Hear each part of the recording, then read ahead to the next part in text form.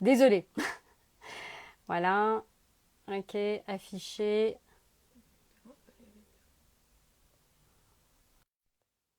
Ça devrait redémarrer. Je suis désolée. Ça y est, c'est bon. Voilà, Ça y ça est, y est. c'est bon. Je suis Voilà, désolée, désolée. problème. Donc oui, alors donc l'histoire du petit oiseau et ça remontait vraiment à très La très longtemps. mouette, ouais, Ouais. ouais, la mouette, c'est important, ouais, ouais. Et l'écriture de scénario n'a rien à voir avec l'écriture d'un roman. Non, ça n'a rien à Donc, voir. ça n'a rien à voir. Mais tes personnages, à chaque fois dans les romans, sont, j'ai l'impression, comme des oignons qu'on épluche. Il y a beaucoup de couches dans tes personnages. Comment tu travailles tes personnages? Comment je travaille mes personnages? Est-ce que tu D'abord, travailles il comme y a des un personnages qui scénario? existent. Non, Mhm. non, non, non. Non, mes personnages, il y a, sur les oubliés du dimanche, je suis partie souvent de véritables racines du réel, mais que j'ai ensuite romancé. Dans les oubliés du dimanche, il y a un café, par exemple, le café d'Hélène et Lucien. C'était le café de mes grands-parents dans l'Est de la France quand j'étais petite. Dans les oubliés du dimanche, il y a un personnage qui s'appelle Jules. Et c'est un copier-coller de mon fils Valentin à l'époque où il était plus jeune et qu'il avait exactement le même âge que Jules. La description physique et psychologique ressemble à celle de mon fils. Mais après, je romance. Dans Changer l'eau des fleurs, je ne peux pas dire que j'ai pensé spécifiquement à quelqu'un pour le personnage de Violette, mais plus à l'essence de plein de femmes que j'avais rencontrées. C'était plus ça. Mais on sait aussi que dans Changer l'eau des fleurs, je me suis inspirée d'Éric Dupond-Moretti pour Gabriel Prudent, l'avocat, que Norbert le personnage de Nono est vraiment un fossoyeur que j'ai rencontré dans la petite ville de province où j'ai grandi et qui m'a parlé de ses 30 ans d'expérience en tant que fossoyeur. Donc en fait, il m'arrive souvent où les personnages sont totalement fictifs et romanesques, mais où ils existent vraiment et je les décline en personnages de romans. Voilà. J'ai lu dans une interview que tu disais que tu construis tes histoires en fait comme c'est des histoires d'amour au fond les deux Ouais. livres, mais comme des polars. Oui, Tu veux qu'il y ait une enquête oui. qu'on Non, suive. parce que j'adore, j'ai l'obsession pour tout ce qui est polar, pour tout ce qui est fait divers. Je suis très friande de ça. Et c'est vrai que le fil rouge dans Les Oubliés du dimanche, c'est le corbeau. Qui est ce corbeau qui appelle des gens pour leur faire croire que leur grand-père, grand-mère, grand-tante est décédé pour qu'ils viennent remplir les papiers, les formalités. Et en fait, quand ces gens débarquent dans la maison de retraite, ils sont vivants. Donc, il y a quand même toute une enquête, et c'est grâce à cette enquête que Justine va elle-même découvrir des choses à propos de sa propre vie, de sa propre histoire, son histoire de famille. Et si ça va Mhm. se rejoindre. Et je dirais que le fil rouge de Changer l'eau des fleurs, il y a aussi une enquête que je ne peux pas révéler parce que c'est pour les gens qui n'auraient pas encore lu Changer l'eau des fleurs, ce serait terrible. Il y a un événement qui arrive pas au milieu du roman, mais quand même, je dirais, après 200 pages de roman, on découvre quelque chose. Et là, on découvre toute une enquête autour de cet événement.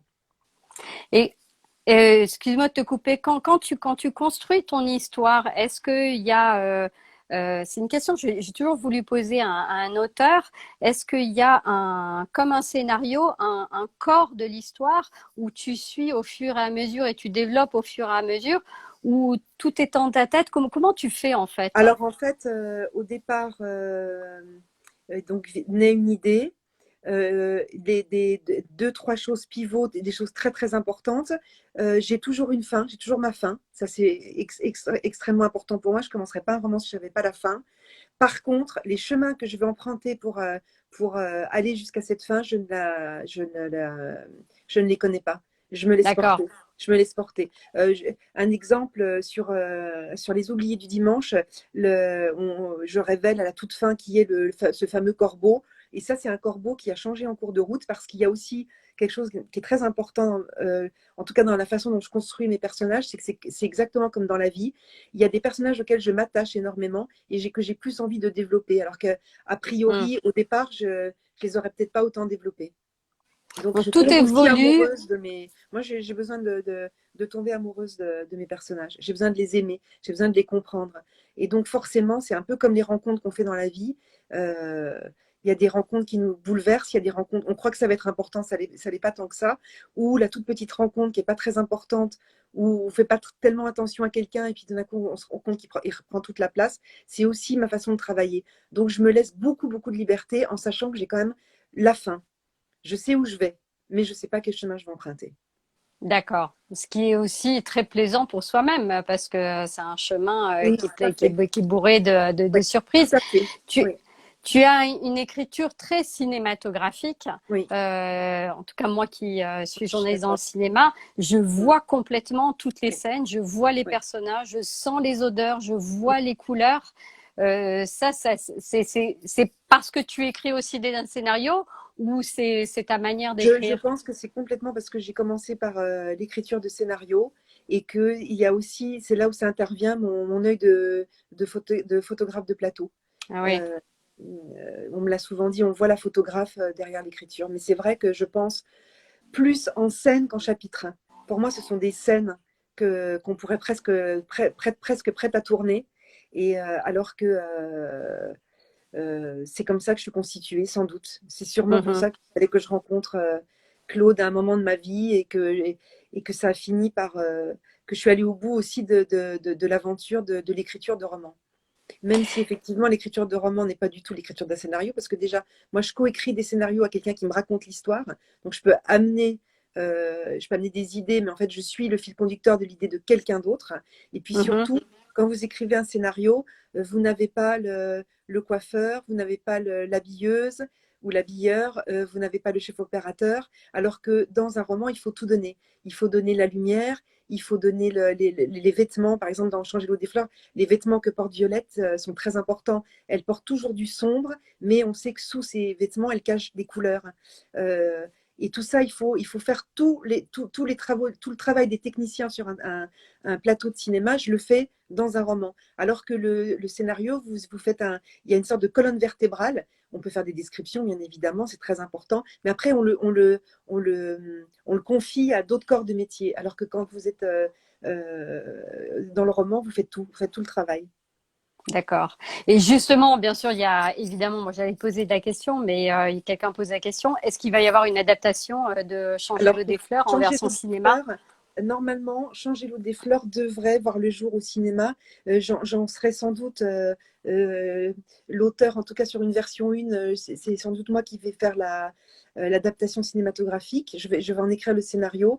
Et puis, en l'écrivant, je saurai si j'ai envie d'aller jusqu'au bout, c'est-à-dire de le filmer, de le réaliser, ou si j'aurais plutôt envie de le confier à un réalisateur ou une réalisatrice. Le seul point d'interrogation aujourd'hui, c'est est-ce que j'irai jusqu'au bout, c'est vraiment à le réaliser, ou est-ce que je m'arrêterai juste Hmm. à un scénario que je confierais à quelqu'un. Voilà. Mais oui, rien n'est encore signé, mais on est complètement en finalité, oui, d'une sortie et d'un travail autour de l'adaptation de Changer l'eau des fleurs au cinéma, faire un film de cinéma.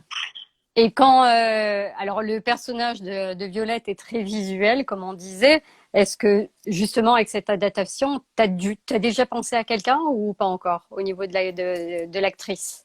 L'actrice, il y a des rêves, et après, on verra. Ce que je vais faire exactement comme quand j'ai écrit le roman. Je vais l'écrire sans penser à quelqu'un de précis, en me rapprochant au plus près de la chair et de l'odeur de Violette et de la sensualité de Violette. Et quand ce travail-là sera terminé, on rentrera en casting et puis j'imagine qu'on le fera lire à quelqu'un Mhm. en particulier. Je sais pas, c'est un travail qu'on fera aussi avec le producteur, qui est un ami à moi D'accord. et en qui j'ai entièrement confiance. Et du coup, on verra quand on l'aura terminé, on le sentira, je pense, à ce moment-là, qui on aura envie de voir. Ça Incarner va le être compliqué personnage. d'incarner Violette, c'est très compliqué. Ouais, En même temps, je ouais, pense que ouais. pour une actrice, c'est juste un personnage divin, j'imagine. Mais Oui. on verra. Ouais. Et quand tu écris tes romans, qu'est-ce que ça te procure l'écriture hein, comme sentiment? Est-ce que bon, je sais que pour beaucoup d'écrivains c'est difficile, c'est bah, la page blanche, ça fait peur. Et est-ce que c'est du plaisir? Est-ce que c'est de la torture? Est-ce que Alors, qu'est-ce c'est un mélange de travail, d'isolement. Il faut s'isoler, on travaille. c'est pour moi, c'est beaucoup, beaucoup de plaisir et beaucoup, beaucoup de travail. Alors, est-ce que c'est du plaisir dans le travail? C'est du travail dans le plaisir. Voilà. Mais par D'accord. contre, il y a beaucoup de moments où on se rend compte qu'on est à côté de la plaque, il faut recommencer. Il est très important quand on écrit de laisser reposer quelque temps, de redécouvrir un texte. C'est très important aussi. Mais oui, oui, bien sûr, c'est un véritable plaisir. Absolument, oui. Est-ce que tes livres ont été adaptés dans plusieurs langues, en italien, en allemand, en Oui, anglais, oui, puis j'imagine dans d'autres pays peut-être pour le futur. oui, oui. Est-ce que on a un droit de regard sur les traducteurs? Comment ça se passe Non, de confier un livre à un autre pays? je n'ai pas de droit de regard sur la traduction. En revanche, la personne qui s'occupe de la vente à l'étranger chez Albin Michel, mon éditeur, Solène, elle est très très forte et j'ai entièrement confiance en elle. Et je sais que quand elle me dirige vers tel ou tel éditeur à l'étranger, elle sait déjà que c'est un bon éditeur. Là, en ce D'accord. moment, Changer l'eau des fleurs est un best-seller en Italie. C'est remarquable, c'est extraordinaire ce qui se passe en Italie. J'ai hâte d'y aller là. J'ai vraiment hâte de les rencontrer et de rencontrer mes lecteurs aussi en Italie. Mais avec ce Covid, c'est super compliqué. Tout est arrêté. On est tous obligés de rester à la maison. Mais j'espère pouvoir y aller là à partir du mois de, je crois qu'en octobre. Et je sais que mon éditeur italien est remarquable. C'est un immense éditeur qui a fait un travail remarquable et c'est aussi l'éditeur d'Elena Ferrante qui a édité D'accord. L'Ami prodigieuse. Et je le sais que de par Solène, que c'est une très bonne traduction. Je n'ai pas encore reçu la traduction, mais il est sorti aux États-Unis il y a un mois, en juillet Mhm. dernier, en Angleterre. Et c'est le même éditeur et je sais qu'ils font un très très grand travail. Donc j'ai vraiment confiance. Et même en Allemagne, mon éditrice allemande, c'est elle-même qui traduit. Et Solène m'a rassurée en me disant que c'était remarquable. Il va partir en Chine, Violette en Chine. Il a été traduit en Russie, au Vietnam, en hébreu. Et il C'est paraît que c'est dingue. magnifique. Ouais, ouais, c'est incroyable que cette petite gardienne de cimetière bourguignonne soit tellement universelle. Donc, en gros, il faut avoir une relation de confiance avec son éditeur. Oui, absolument, oui, D'accord. totalement. Ouais. Il y a aussi comment. Alors, ça nous amène au troisième, à une autre question. C'est euh, quand on fait deux romans à succès et qu'on veut écrire un autre roman, c'est quoi le sentiment? On se sent oppressé de d'écrire un nouveau succès. Alors, parce que C'est, tu viens de finir ouais, ton troisième ouais, livre. ouais, ouais, absolument. Alors, c'est hyper compliqué. C'est hyper compliqué parce que Violette étant tellement puissante, étant tellement incarnée, la sentant si proche de moi, il y a un sentiment de, pas de trahison, mais voilà, et je te laisse un petit peu, je te mets un Mm. peu de côté parce qu'il faut que moi je continue aussi à vivre et à parler d'autres personnages. Ça a été super compliqué en fait, d'autant que vos trois est terminé, que j'ai pas choisi ce qui est le plus facile. Mais aujourd'hui, j'en suis pleinement heureuse et j'ai réussi à m'attacher et à adorer. Mais il s'appellera trois et mes trois prochains personnages principaux, ce sont trois amis d'enfance et je sais que je les aime à la folie. Mais c'était très compliqué. C'est comme quitter. Ce serait exactement comme si vous vous sépariez de quelqu'un dont vous êtes encore fou amoureux pour repartir Mhm. sur une autre histoire. Donc voilà, la démarche elle est compliquée, mais j'y suis arrivée. Voilà.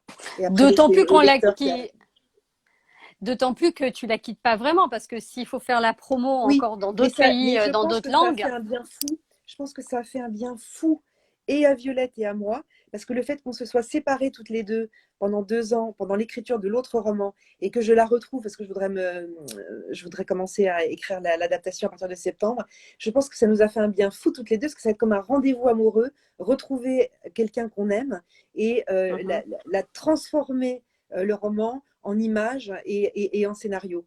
Donc, en fait, je pense que ça a été extrêmement bénéfique, ce temps-là, pour l'avoir un peu D'accord. oublié, pour la redécouvrir. Ouais. Il y a une personne qui demande quand est-ce que sortira le troisième roman, qui s'appelle 3. Normalement, au printemps 2021. Voilà. D'accord. J'espère quelque chose comme mars 2021, le Là, il est printemps. terminé, hein, terminé. Je l'ai terminé. Il est en lecture. Il y aura quelques allers-retours, comme ça se fait à chaque fois avec l'éditeur pour des corrections, des ajustements, des coupes, des rajouts, etc. Mais il est terminé, oui, absolument. Est-ce que la période de confinement t'a permis de plus écrire, de te consacrer plus à Alors l'écriture? en fait la période de confinement, c'était, je suis restée plus de 2 mois et demi en Normandie et j'étais déjà en confinement parce que je m'étais déjà énormément isolée de tous mes amis, de tous mes proches parce que j'étais en pleine écriture. Donc le confinement s'est passé en deux périodes pour moi. Il y a eu le premier mois où j'ai terminé trois. Donc du coup, Mhm, j'ai quasiment rien changé à ma vie parce que c'est l'enfermement, c'est le travail, c'est être concentré. Et puis, je l'ai terminé tout début mai. Donc, j'ai encore eu tout le mois de mai pour me reposer pendant que mes proches découvraient le texte. Donc, le confinement, ça a été une suite de l'état dans lequel j'étais, en dehors du fait que c'était extrêmement anxiogène et qu'on voyait que des gens souffraient, qu'on était séparés moi, j'étais séparée de mes parents, donc il fallait les appeler. Enfin, c'était super angoissant de savoir que ce virus faisait autant de mal dans le monde entier. C'était terrible. Mais sur la façon de vivre, je me suis pas arrêtée au jour du mhm. confinement. Au contraire, j'ai terminé le roman pendant le confinement. Est-ce que tu as un rituel d'écriture ou J'adore tu peux être écrire le n'importe où? matin. Je peux être absolument n'importe où, n'importe où. Mhm. Par contre, j'aime beaucoup le matin avec du café, voilà. Et c'est la condition. Beaucoup de café, du très bon, hein, du bon café d'expresso bien serré le café. Mon ordinateur et je dirais de 8-9 heures à 14-15 heures et après c'est fini, je suis vide. J'ai toujours cette image, je l'explique à chaque fois, je suis une éponge gorgée d'eau quand je me réveille. Et une fois que j'écris à peu près un chapitre par jour, mais mes chapitres sont très courts, en gros, hein. Je fais un chapitre par jour et quand j'ai fini, c'est terminé. Je suis complètement à sec, donc je suis obligée d'arrêter. Sauf en période de D'accord. correction. Parce que période de correction, ça n'est pas de la création. Donc ça n'est pas, c'est beaucoup moins fatigant. Donc là, je peux travailler des heures et des heures en correction. Mais en création pure, moi, au bout de 3-4 heures, je suis exsangue. Je suis plus bonne à rien. Et est-ce que, moi je sais quand je dois écrire des dossiers ou des articles, c'est quelque chose qui se mûrit et qui continue la nuit Bien sûr. dans ma tête. Mm. Est-ce que c'est le même processus pour toi pour l'écriture de romans? Exactement pareil. C'est-à-dire qu'à partir du moment où vous rentrez dans un roman, vous ne pensez plus qu'à ça. Et même quand vous êtes avec des amis, même quand vous n'êtes pas vraiment disponible. Il y a une partie de votre tête qui n'est pas disponible. C'est complètement Parce que ça. ça La nuit, continue à... ça continue. Je m'envoie plein de textos, je m'envoie plein de messages pour me rappeler de choses importantes. J'aime bien au volant, je pense à quelque chose. J'écoute une musique. Tout d'un coup, ça arrive, j'ai une idée. Mais en fait, quand on écrit, c'est pas parce qu'on n'est pas sur l'ordinateur qu'on n'est pas en train de travailler. Mhm. Bien au contraire, moi je pense que les périodes de jachère, de non-écriture ce sont des périodes qui sont fondamentales pour la création. Ouais, Il je faut suis vraiment pas des étonnée. pauses. Enfin, après chacun fait comme il peut et comme il veut, et puis chacun sa méthode. C'est pas une méthode universelle, mais en tout cas c'est la Mhm. mienne. Donc, pour moi, les temps de pause sont super importants. La lecture. Moi, quand j'entends des auteurs qui me disent j'ai plus le temps de lire, ça me sidère parce que moi, c'est fondamental C'est aussi. Et c'est l'inverse. les périodes de lecture, là, en ce moment, comme ça fait, j'ai terminé trois, j'arrête pas de lire. Et c'est un bonheur absolu, hein. Et bien au contraire, la lecture. En fait, même en période d'écriture, je continue à lire. Même en Et période est-ce d'écriture. que tout au long du processus d'écriture, est-ce que tu fais partager ça à quelqu'un au niveau de la relecture déjà, ou pas du tout, c'est Ouais, ton bébé à toi? oui, à Maëlle Guillaume, mon éditrice chez Albin Michel, et à Tess Lauvergne, ma fille. C'est mes deux lectrices, mes deux premières lectrices. Et en général, quand je suis à la moitié du roman, elles ont droit à la moitié du roman pour avoir déjà les premiers retours, voir un peu leur ressenti. Toujours. Et puis quand j'ai eu terminé trois, par exemple, il y a une dizaine de personnes autour de moi qui l'ont déjà lu. Et c'est très important pour moi. Des gens différents, des âges différents. Et surtout, des gens qui sont honnêtes, qui sont sincères. Surtout pas des gens qui font semblant, qui me racontent que c'est bien alors qu'ils ont pensé tout le contraire. Je confie à des très proches, des gens vraiment de confiance. D'accord. Des Tu as eu libraires aussi. J'ai beaucoup. même deux copines libraires qui l'ont lu. Des gens qui sont très importants pour moi, blogueuses, etc. Tu as eu beaucoup de prix Est-ce qu'il y en a un dont tu es le plus fier? Il y a eu le prix Je de la suis Maison de fière la de Presse, Ah, de je tous suis les fière prix. de tous mes prix. Alors là, je crois que les Oublis du Dimanche, il y a eu 13 prix en région, nationaux. C'était à chaque fois, c'est extraordinaire. Alors moi, je le vis, mais super bien.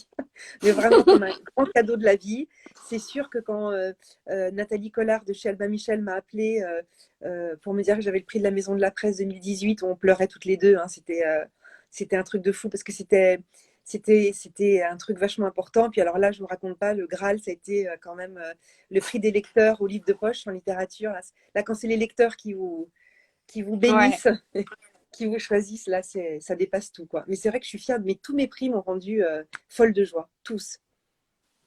Et quel est le conseil? Il y a beaucoup de gens qui aimeraient écrire, mais qui n'osent pas Ouais. sauter dans le grand vide.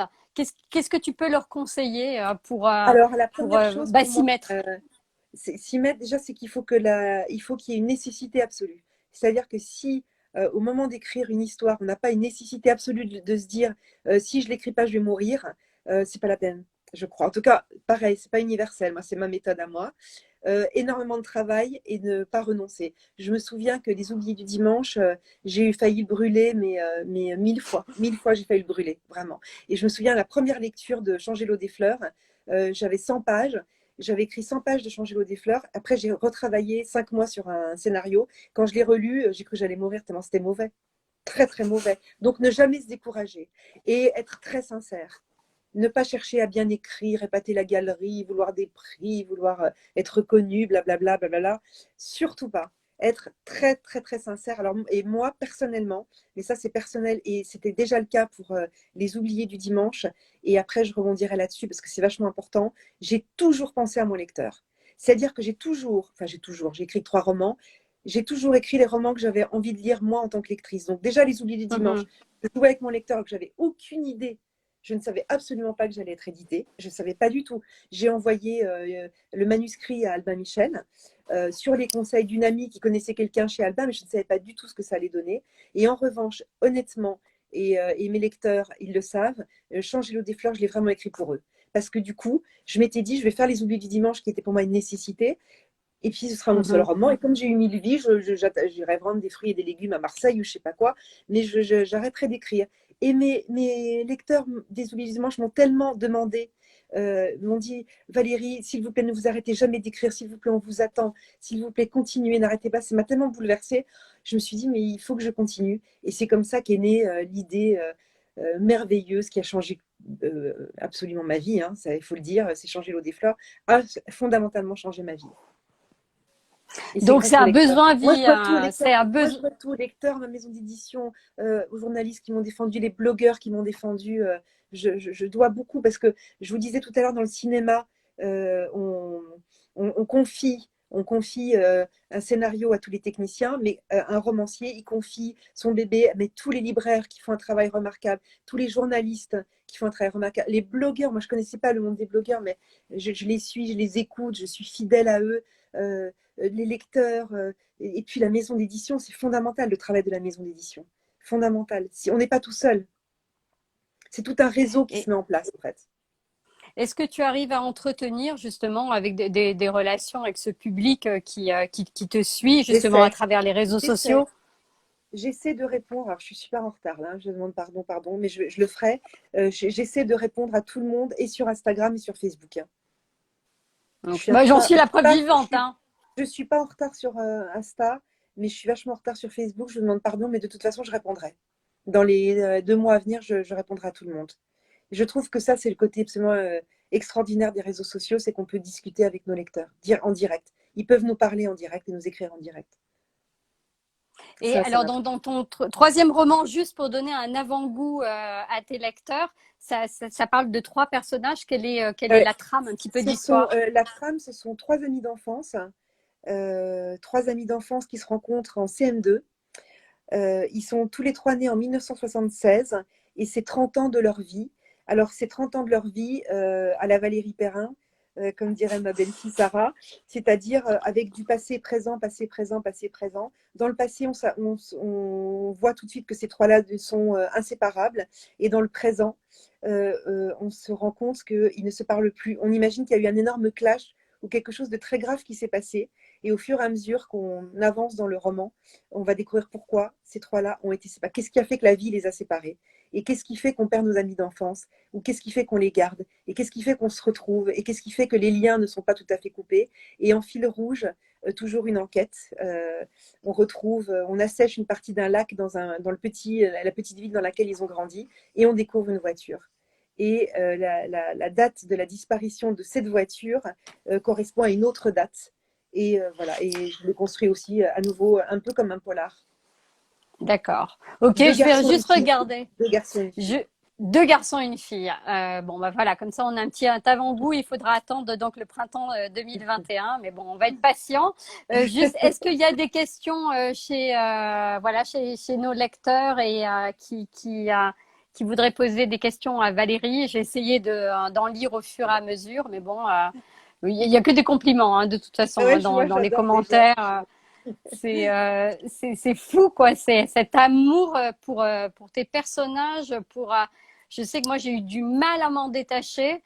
Et en fait, je voulais qu'une chose, c'est qu'il y ait la suite, en fait. Est-ce qu'on y pense aussi à ça, d'écrire une suite pour un personnage?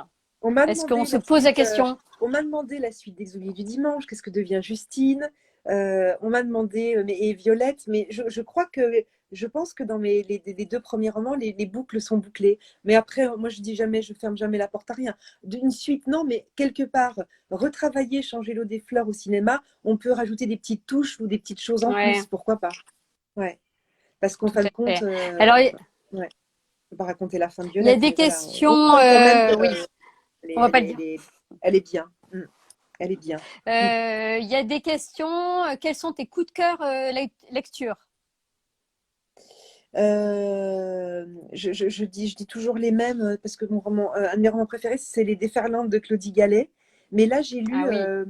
je viens de lire sur les conseils d'Agnès Ledig un roman qui s'appelle Là où chantent les écrevisses. C'est Mhm. un best-seller mondial et j'ai trouvé ça sublime. Et le dernier coup de cœur, je l'ai posté, c'était le Mélissa d'Acosta, Tout le bleu du ciel, que j'ai trouvé magnifique. Et pour ce qui est de mes romans préférés, ouais, donc vraiment Les Déferlantes de Claudie Gallez, je dis tout le temps. Je dis tout le temps Mal de pierre de Milena Agius, qui est une espèce de petit bijou comme ça sublime. Je fais Et très référence beau film hein, aussi. Hein. À John Irving dans Changer l'eau des fleurs, l'œuvre de Dieu, la part du diable. L'ombre qui a été un livre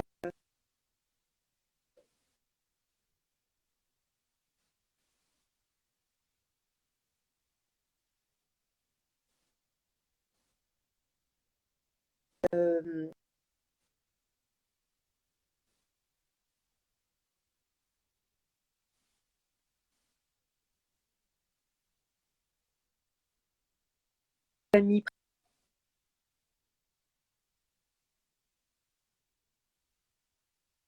Anne-Gaëlle Luon aussi. Ça, c'est très important. C'est tous les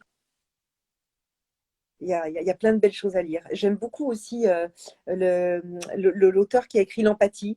J'avais adoré ce polar qui s'appelle L'Empathie. Et il vient de sortir un nouveau roman qui s'appelle Fermer les yeux, que j'ai lu, que j'ai beaucoup aimé aussi. J'aime bien les polars, moi. Je suis très, très polar. D'accord. J'ai enfin découvert Bernard Minier avec Sœur, qui est comme ça.